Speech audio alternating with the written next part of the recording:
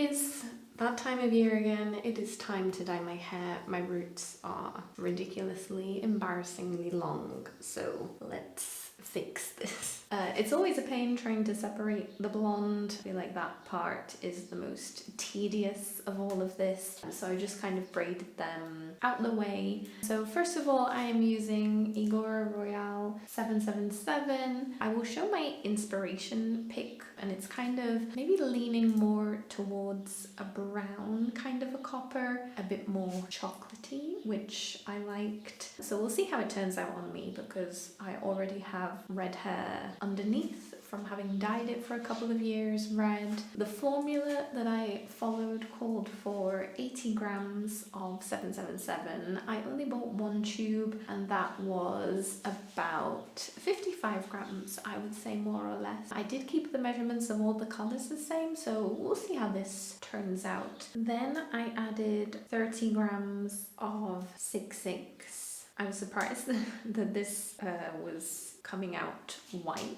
That surprised me a little bit. So I used 30 grams of that. Then I used 40 grams of 677. And then finally 10 grams of 077. And oh, the 077, what a beautiful rich shade this looked to be when I squoze it out. So yeah, I'm looking forward to seeing how this turns out. Maybe it'll be slightly darker than my original inspo pick, but I'm not too worried because red fades quite quickly, and usually it doesn't matter what color I dye my hair, it always tends to fade to around about the same shade, which is more of a ginger copper color. So yeah, I mean, eventually it will get lighter, I'm sure. And I just used 20 volume developer today.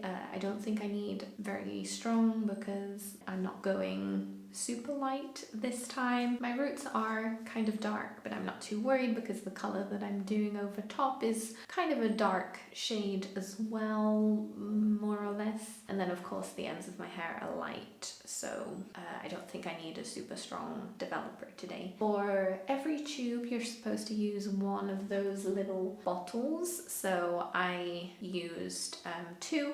I do have some more full ones. I have another 2, but then I remembered that I also had one left over from the last time that I did my hair, so I used that because I only needed a little bit extra to make the consistency of the dye just a little more runny. And then I started separating my hair, and my method with this is just try and coat all my roots and then just grab it in my hands and slap it on the ends. I did go in kind of light-handed at the beginning. I did have a lot of dye in the bowl, probably even too much for my hair, but it's better to have too much than not enough. And that was just basically my method. At this point I realized that I did make a huge mistake. My hair was very, very knotty, so I did have to get a brush to try and untangle that mess before I carried on.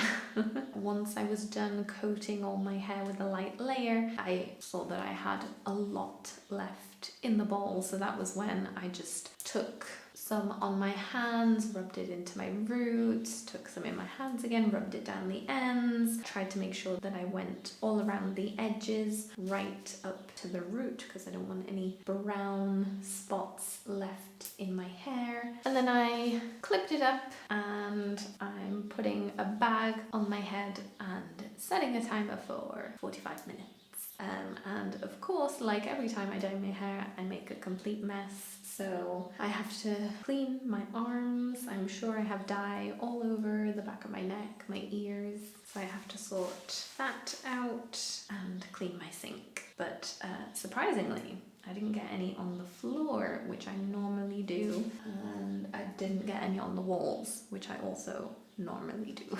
So after I finished dyeing my hair red, washing it out and everything, it is now damp and tied up. And now I'm focusing on the blonde. And this is the part that I hate the most because, well, I've left my roots grow so long, so that makes it really hard to get an even color. And that's what makes me put off coloring my hair for so long.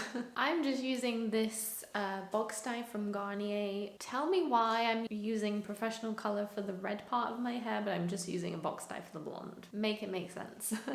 So I think next time I might switch to something better for the blonde, perhaps a high lift color, so that like as it's lifting and lightening my hair, it's also depositing a little bit of color. Maybe that way I can get a more even color through the blonde. So first of all, I am just applying that to the brown parts of my hair, trying to leave a little gap at the root and clipping it out the way, working in very, very, very small sections, because again, doing it blonde can be very fiddly, and if you miss even just a spot, you are gonna have a brown spot. I learned that last time.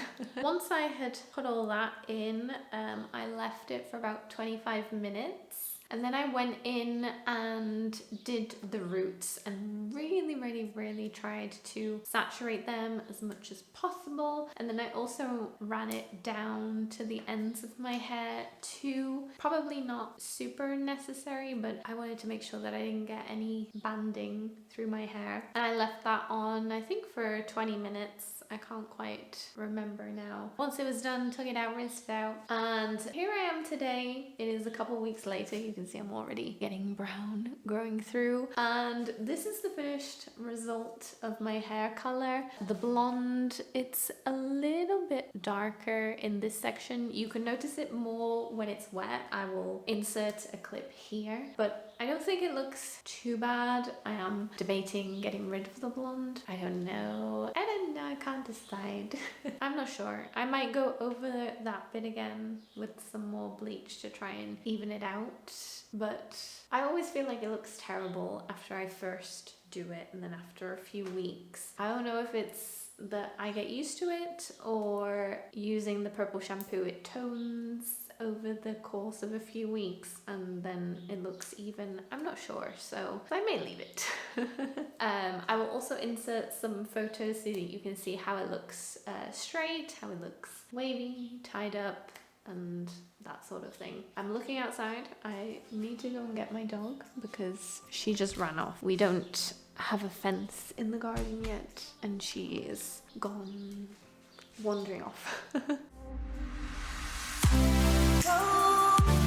Happening.